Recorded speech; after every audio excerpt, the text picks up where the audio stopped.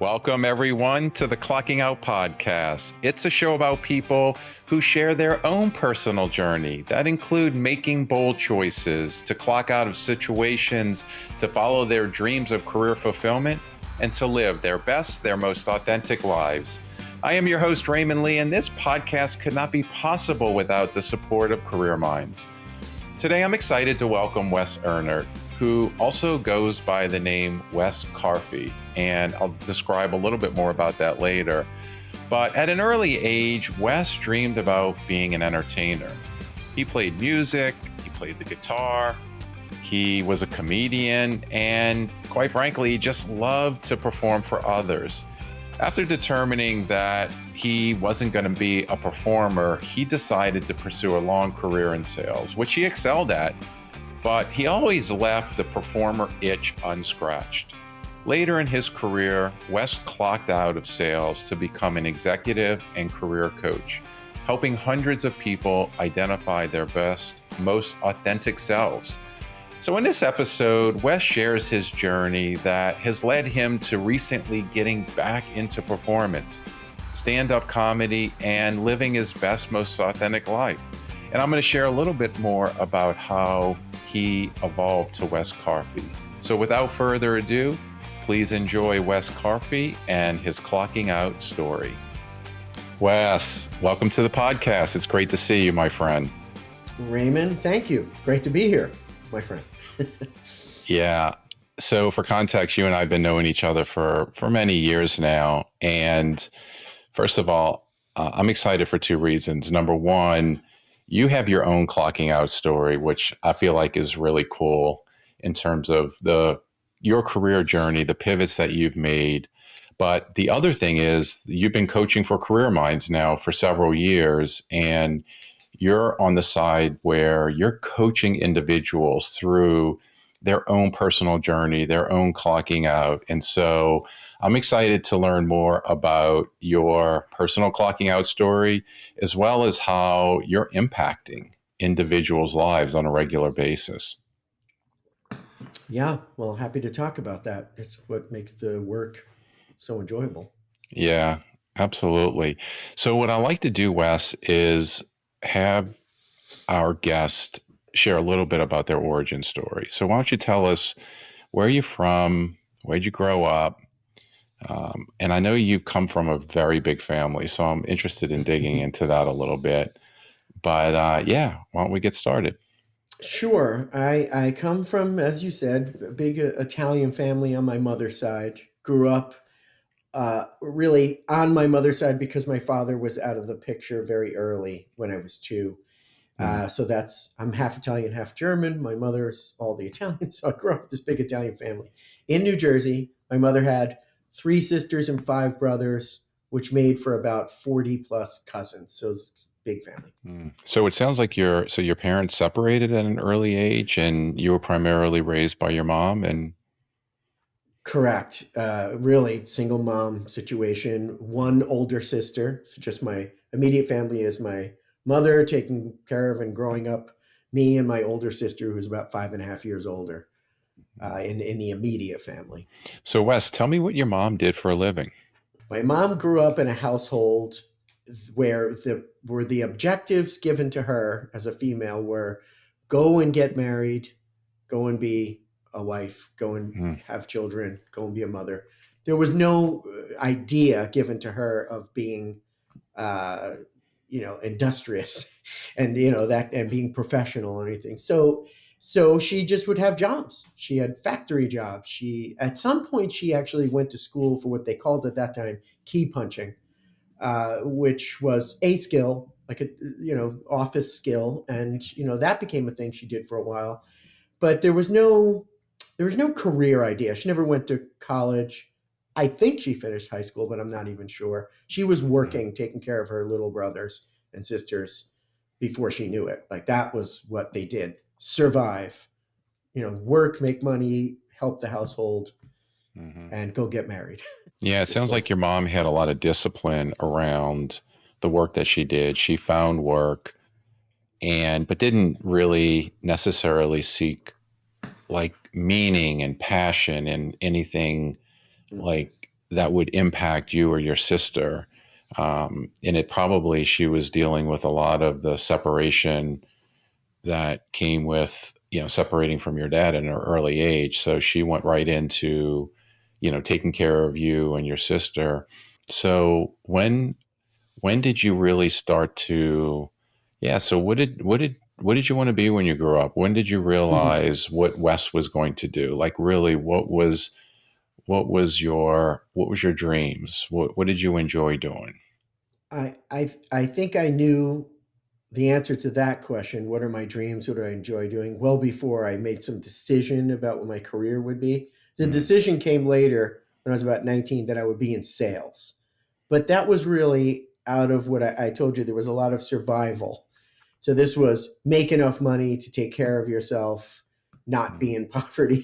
So these were the drivers. But before that, when it was more, what do you enjoy doing? What do you thrive doing? It was music. I loved playing music. I would find a part of myself coming out, whether we're talking about playing guitar or I really became a bassist. That's the one I focused on. mm. In my early teens, about the age of 14, got to be very disciplined as a player, practicing daily for hours and hours. But bass guitar was the one I chose as the one to really perfect. But I Did you would, play in a band? Did yes, you did you play in a band? yes. My first band, I was 15, playing with my older cousin and an older friend of ours, a person who was a great drummer. His name is Rich Metallion, and he became a drummer as a career. And played with him in band iteration after band iteration. But we Mm, played together when we were that young, and yeah, I was there doing the thing that I mean. I felt very much at home. Like this must be it. But I had that little problem of okay, how do you make money doing that? I, right. I have the peanut butter sandwich philosophy, which is there are certain people who are willing to live on peanut butter sandwiches to do what they really care to do, and I wasn't one of them. I Mm. was like I hated poverty, so I really didn't like living hand to mouth and week to week, and so that made pursuing music difficult, even though I absolutely knew I loved it. Mm. Same Yeah. could be said for comedy. Yeah, I know that you have your hand in the comedy. Were you doing comedy at a young age? Not in any professional way. I had a cousin. I was doing comedy since I was could speak. I quickly learned, I guess, from my mother because she was always making jokes and making people laugh, and that's how people knew my mother. Is she made them laugh. So I just latched onto that, I guess, innately. I didn't try. I just felt like making people laugh. I just couldn't stop doing that. I would look for any possibility for there could be something funny to be said, and I would grab it. And I knew at a someone told me as I got a little older, my cousin said, you have a certain timing. This is when I was in my early teens. They said, you have a certain timing and a natural ability with humor. Like you really should be a stand-up comedian. And I was like, I mean, I never thought about anything like that. I didn't even know Mm. I had any of that. I just knew I needed to be funny. It seemed important to So, to you know. yeah, so I'm curious. So your mom also enjoyed making people laugh as well, and she Yes. was, wow, that's so interesting. So, but your mom never actually pursued a comedy career, but she had a great sense of humor, and you come from a big family, and so you probably observed how your mom had such an impact on people through her humor, and that made an impact on you and your interest in doing the same thing, it sounds like. Yeah, as you're saying that, and I'm listening to it, I'm thinking, okay, it helps. It makes me understand the sort of a certain perspective of it all. My mother was hilarious, like just make people bust out, falling over laughing. My sister was a great storyteller, dancer, Mm, loved music. I was really good at comedy, music. I told you sports as well, and also just talking with people. We had these things we were naturally good at, but no idea of hmm, turning those things into a career, mm, going to school and perfecting them. It's just not even on the table. It's just like you just naturally did what you did. And it not only worked, like people liked you if you were funny, or my sister loved to dance, or my mother, eased eased the nervousness in a situation by being so funny. People would like to have her around because she made conversations fun. And that's how I got through life, making situations fun, finding friends by being fun to be around, by being Mm, funny, or getting through school by being class clown. Like, yeah. I didn't think, none of us thought maybe there's a smart way to do this. Maybe Yeah. there's an industrial, intentional way to use this, but that wasn't Yeah. in our thinking. I love that. So I can see how that's challenging for someone who's sort of navigating through early childhood and a teenager. You obviously love to entertain, you like making people laugh. Your mom obviously had an influence over you and her ability to entertain. You gravitated to being a musician, you played the guitar, you played the bass, you were doing all of these things, but the challenge it sounds like you had at such an early age was trying to figure out how do you monetize your ability to entertain people. And that's challenging because when you think about people who make it in Hollywood as an example, like it's one in a million, where you're discovered and it's almost right place at the right time kind of thing. So, did you end up pursuing an acting career? What did you study in college, and what did you ultimately decide to do? I ultimately decided to put uh, security first. So, from the perspective that you just described, I Hmm. had and still have lots of musician friends in the entertainment industry, many of them doing well at varying degrees. Some doing it high up the ladder, some making it a little up the ladder. Uh, but I did not feel safe enough to go and play in that arena because I thought that's, to me, that's without a net. I just had grew up without any financial net. So to me, it was about create a net, have a platform to be able to stand on, which means financial security. So the decisions I made were to keep all those things on the side. If I would do humor, it would just be something I do. If I wasn't brave enough to try stand up, to be quite honest. To me, that took the most bravery. I, at the time, had a cousin when I was younger in my teens. He had a comedy club. I think he had two comedy clubs at that time. He invited me to come out to Pennsylvania, where his clubs were, and do some stand up. And this was any comedian would be salivating that they could go get up and do 5 minutes in someone's club without having to go through all the rigmarole that they usually have to go through. By the way, you're like cracking me up. I can't hold it back right now. Like the way you're describing this story, you're a great storyteller. And I'm like, I just have to smile and I have to laugh because it's great. Like when you talk about the rigmarole, continue. So yeah, I mean, I had this beautiful opportunity and I ran from it because it was terrifying.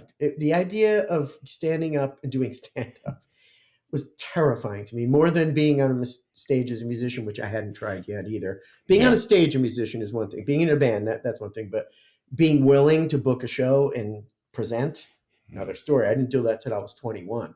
That's how terrified of that I was. So financial security is what I gravitated towards. I put the fun stuff on the side as fun stuff, and I made it to sales. That became the thing. Yep, sales. I could use that talking ability, a little of the humor ability. If I can talk with people and relate, part of humor is making people comfortable, Right. and setting them at ease. That you get their defenses down, you can sell them something that Mm. they need or want.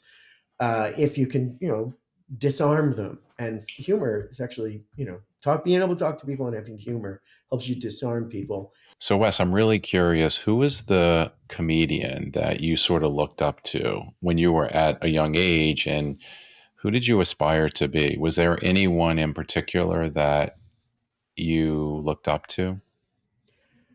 Well, I'll say two things. There were close to me sources like I told you, my mother was a natural. So Mm, I don't think I looked up to her at all. I was too busy fighting with her. But I think I absorbed it through osmosis. mm, Her keen eye for humor, I see that I have. I think I just absorbed it from her. I had cousins. I had one cousin that was really funny in a real acidic, choppy kind of way. And I always wanted to be able to deliver a funny line the way he would. He would just deliver a line with such a deadpan delivery that I wanted to capture that. So that was the stuff close to me. That's a rich source. The natural talent around you is, yeah. at least around me, I had friends, my sister's funny. Like there was plenty to observe right there, but nobody was working on the craft. They were just natural. Ah, So if you want the craft, you've got to go to the professional who's working through the craft. So when it comes to that, I mean, early influences were Joan Rivers, George Carlin, mm, Richard Pryor, later Eddie Murphy, yeah. the greats, the very greats, Lucille Ball. Hmm. I mean, Ralph Cramden. you know, Those are great. I'm Yeah, saying great Jackie Gleason, examples. but there was the professional when you realize, it's not about just going out there being naturally funny. There's a craft and it needs to Mm, be worked. I'm learning that more now, to be honest with yeah. you. I don't think I Well, quite that's understood it then. yeah. So you had this foundation where you had this foundation of your ability to entertain people, influence people through your personality. And so you chose sales as a field. You worked at it for many, many years. So, Wes, I'm curious, at what point did you realize coaching was going to be sort of the new field that you were going to lean into? You were working in a sales role, you managed people, you managed sales teams. When was the moment that you realized that I'm also wired to help coach people? I know what it was. I was in sales. I was always part of a sales team being Mm, managed by someone mm, and watching other groups of salespeople being managed by someone. mm, And I would watch the manager, how they operated. And I began to develop this idea that I could do that, not just do it. I felt it needed to be done better. And I mm, knew that I could do it better, or at least mm, I was quite convinced I could do it better. Meaning, like, your job is to create revenue ultimately, but your job is also to empower these people through making sure you understand these people as individuals and understand what motivates them and understand what it when it's required for you to help them get things out of the way, including yourself as a manager, to get out of their way, or to be something they need, put, a nudge or a support, or knowing all those things and reading people so you can actually help them once you can listen close enough to know what might help them. I started to develop this concept. This is what you made me realize just now, that for years I concluded I want to be a manager because I know I can do that and I know I can do it better than all the management I've been getting. Now, mm, I don't want to dismiss every manager I've ever had. I've had a number of really good managers. They taught mm, me good things, but I had some not so good managers, and they taught me just that, why are you doing this when you could do that better? mm, So then I started moving towards management. When I got to management, I got to exercise a lot of those things. I had direct reports that I could coach, that I could develop. I started being a coach to my peers, some of my peers, and I would be function as a coach for them. Fast forward to 4 years ago, have another layoff, and I've been at a company, best job I ever had in a management position, head of digital for a region of uh, digital advertising for a large telecommunications company, and that's all going great. I go through a layoff, and then the coaching aspect comes up again. I'm mm, like, hey, maybe this is a thing to head towards. But quite frankly, I was already there. I had been thinking about it again. I picked out a school to go to. I got the proper training I needed from Northwestern. I went to Northwestern University and got their 1 year coaching certificate. I wanted mm, that really full, formal coaching education. And I just hit the ground running. I just knew this is it. This is what I wanted to do. This is probably what I always wanted to do, is use one of those four things one of them that I do best, which is talking with people and listening to people, helping people Mm. through talking Yeah, and listening. I love that. Wes, I love that story. There's several things that kind of speak to me when you share that. One, the universe is always giving you cues, and I love how you earlier in your sales career, you identified sort of this role as a manager where you can mentor salespeople to be more effective in sales. And you recognize that you had a lot of potential, but the managers at the time weren't really inspiring you to be better. And so you leaned into becoming a manager where you can mentor and coach salespeople to be better at selling. So you did that for a while. And then you went through some unexpected rounds of layoffs where you found yourself through some restructuring where you weren't working.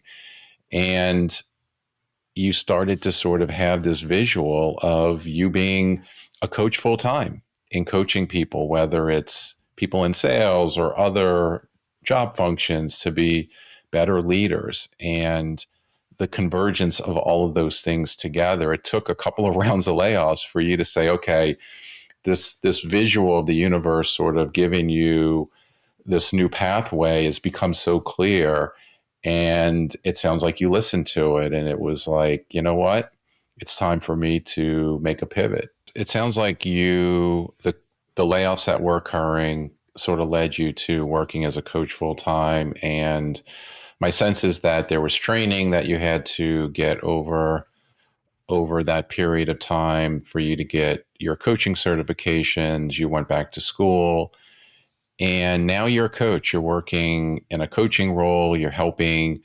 individuals sort of navigate through their own career transition. So I know that you do coaching for individuals who have lost their jobs. You're doing some leadership coaching through your practice. You're impacting people. And I wonder for those who now, you've gone through layoffs. Now you're coaching people who have been laid off. What type of approach do you use as someone is now faced with the world as their oyster, and they're trying to figure out what is my next thing going to look like? So in your case, you went from sales to manager to coach.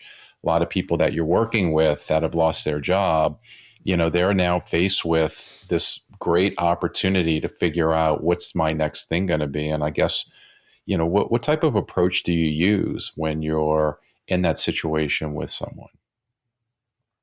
It's an important question. I think it's perhaps the most important question when you're beginning to coach someone who's in this situation of, let's just imagine this rug gets pulled out from under them. Hmm. Whether they got a sense the rug was going to be pulled out, or they saw it coming, or they had no idea it was coming, Hmm. this is the kind of moment they're in. And Okay. for some people, that immediately seems like an opportunity. It just does. Some people, they're just trying to catch their breath. So to me, the what you're pinpointing is extremely important in the approach. I approach everyone by making it very clear that I have zero presumption about where they are. So in other words, I'm meeting them where they are. I don't know where they are. I just know I know who they are, have their name and their contact information. I have some background that they're coming from a company. I know there's a separation occurring. I know nothing else. And so meet them where they are, and I ask them what's relevant right now. If I'm going to be helpful to you as a career coach, what's relevant to you right now that you'd want to talk with me about? And that gives them the chance to tell me where they are.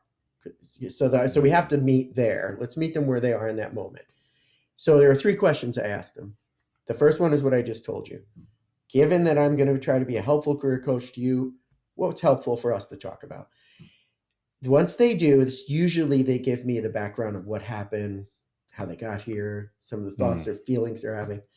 The next question I ask them is, what do you want? Sometimes I even say first, do you know what you want?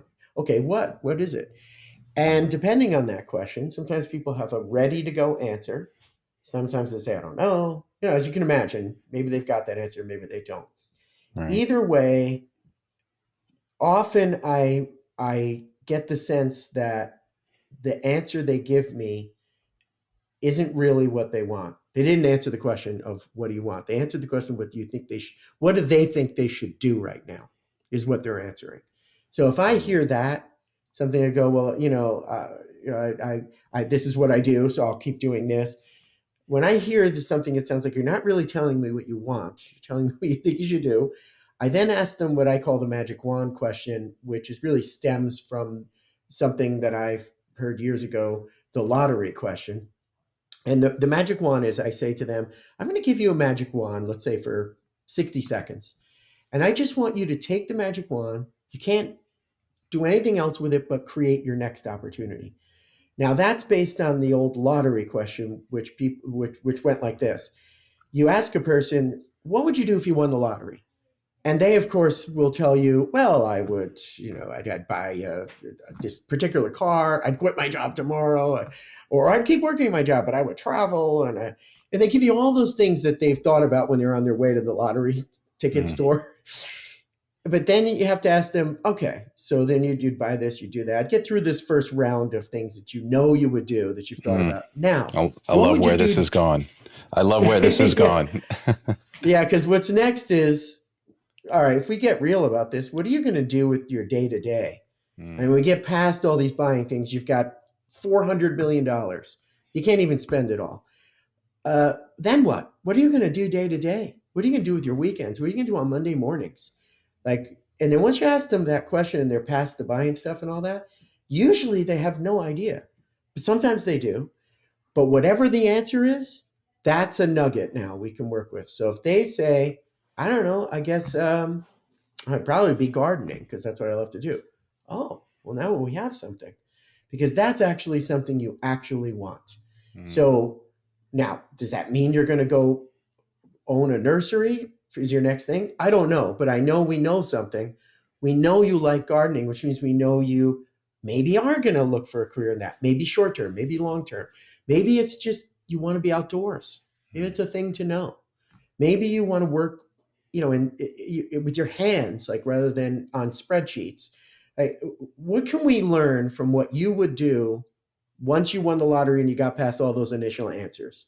I love that magic wand question, the lottery question, because it breaks down any fixed mindset kinds of things where you sort of restricting yourself from, your potential really. And while the outcome of that question, the answer of that question may not necessarily be what it is, you're creating space for them to really think big and getting them to really think outside of what they're doing today. And I absolutely love that question. So if I have to ask though, I'm giving you the magic wand and I'm curious as we sit here today,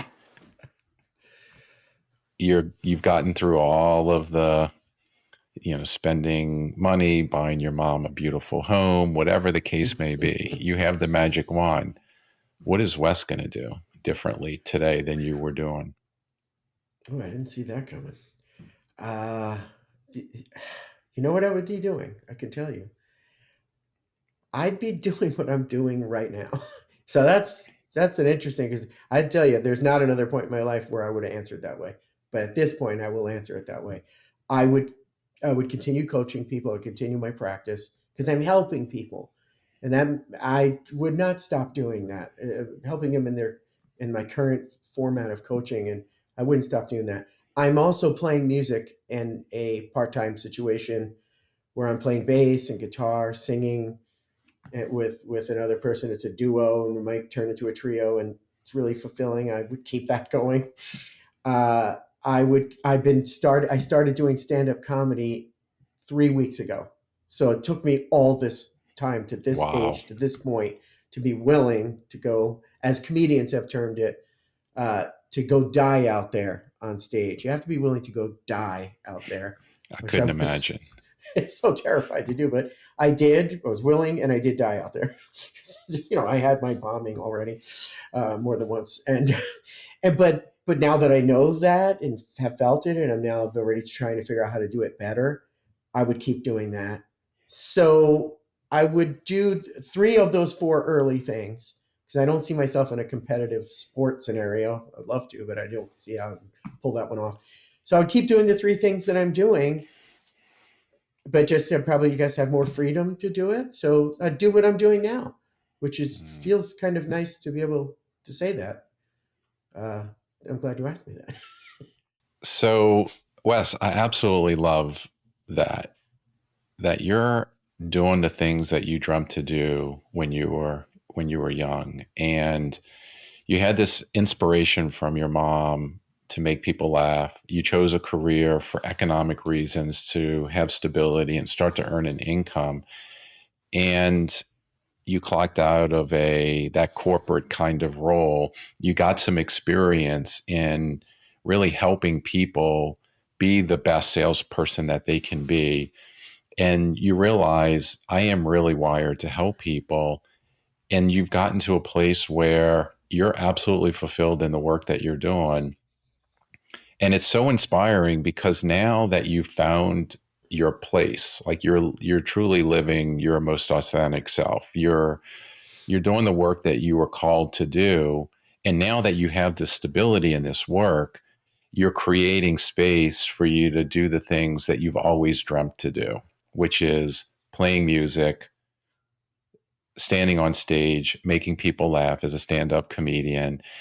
I mean, kudos to you for taking that leap of faith, because early on you said, I mean, I can't imagine getting on stage and trying to, sort of tell a story that is going to elicit a laugh or a response from people. And it sounds like you're getting there, which is really cool. So congratulations. Thank you. I'm going to give you one last piece, sort of decide if you think this is of value within the context we just had. Because I agree, the value to me is that I'm happy doing what I'm doing. But there was a change that happened that allowed me to be where I am now that I think is important when you think about, as I think about you and clocking out and the kind of that subject that you've brought Mm-hmm. to light. Um, Something had to change fundamentally with me, and it did. And I couldn't have forced it. It just came with time. And that is, I used to have this idea that I belonged somewhere.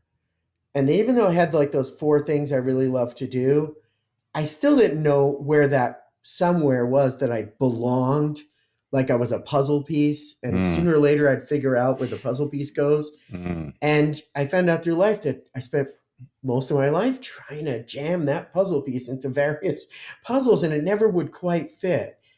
And something that needed to change and did change was that notion that I'm a certain puzzle piece that needs to go fit in some certain spot. And rather than that, my understanding changed to I don't know. I don't know that there's a place I belong. It isn't mm, about that anymore. I don't have to make it in any of the things I do. Is another one of mm, those terms. There doesn't have to be a there anymore. In fact, I'm pretty confident there is no there. So I'm not headed towards something where I'm like, I hope to get there. I hope to make it. I hope I arrive at. That's not it anymore. I've mm, finally realized that it's just the doing. That's it. It's just the doing and the fulfillment of the doing and the outcome of the doing in the moment each day. That's it. And although that at first scared me, because I was like, oh, there's no Cracker Jack box prize in there. You don't dig around and finally found like this great prize.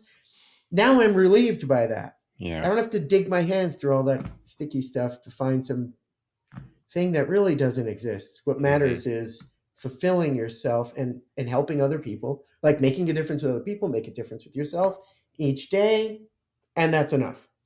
Wes, I appreciate you sharing that. I love that the just doing really makes so much sense. I interviewed Tammy Marks a couple of episodes ago, and her mantra is just do it.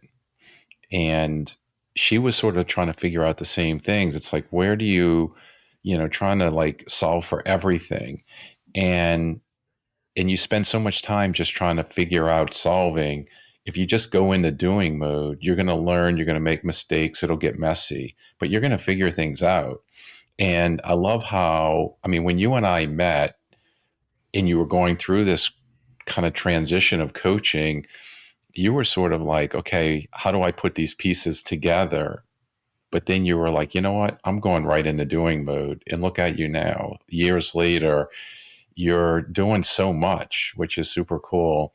So, Wes, I have to ask, you obviously are doing coaching. It sounds like you're doing some stand-up comedy. What's the best way people can find you? On stand-up comedy right now, I'm using Instagram as my main Mhm. face, and I have a or main channel, and I have a stage name because one of the things I knew all along was that my last name Ehnert, Wes Ehnert, was not going to be a good name for comedy. It's just too I love difficult. it. What's So your I stage name? well, it was going to be Wes Emmett. I thought that sounds like Ehnert. It's nice and easy, but I just didn't latch onto it. But my big Italian family name is Carfi, so I thought, well, that works. Wes Carfi, easy. So that's it, Wes Carfi, and on Instagram it's at Wes Carfi, Nice. and my email's at wescarfycomedy at gmail.com. Nice. So that's the brand. That's great. So people can find your professional work on LinkedIn at Wes Ehnert, and then on Instagram they can find you at Wes Carfi, which is so cool. I'm already following you there, so I'm excited to follow your journey with your comedy, continue to make me laugh, and really see how you're impacting the world from a comedic lens. Wes, I really enjoyed our conversation today. Thank you so much for sharing your journey. Thank you for sharing your wisdom around how you impact individuals to help them sort of think about where their life purpose and meaning is going to come from. You certainly have achieved that today, and I'm sure your mom is proud of your journey and is laughing, hopefully laughing at the work that you're doing today, and with a smile. I can't, well, I didn't mention that my mom has passed on for a number of years now, Oh, she and I'm is. sure she's laughing 100%. I can't imagine my she's mother not laughing from where she's she is. looking down, laughing. Yes, I absolutely can't picture her another way. I love Uh, it. so yes, thank you, and I appreciate this opportunity because it's a nice opportunity to spend this time with you and have this conversation. Mm, It's inspiring. Your podcast is really inspiring. The whole clocking out is an inspiring effort, and this is some of the like you can't get enough of that when you're looking for it. mm, And so here's a thing that I can keep returning to, people can return to and find inspiration in the whole clocking out I love that. franchise that's there's something's developing here. I So appreciate that's that, wonderful. Wes. You're Yeah, I appreciate it. Thank you for saying that. welcome. Enjoy. All right. Well, thanks everyone for listening. Until next time. Hello, Raymond again here. Thank you again to our sponsor, Career Minds, a global provider of outplacement and career development services. And if you'd like to connect with me about your own personal journey, you can connect with me on LinkedIn, as well as find me on Instagram at raymondlee.co. Until next time, remember, if you're stuck or you're unsure about your future and you think it's time for a change, ask yourself these 3 questions. Does my career or work make me feel alive? Am I doing the things that matter to me most? And am I creating value for myself and for others? Until next time.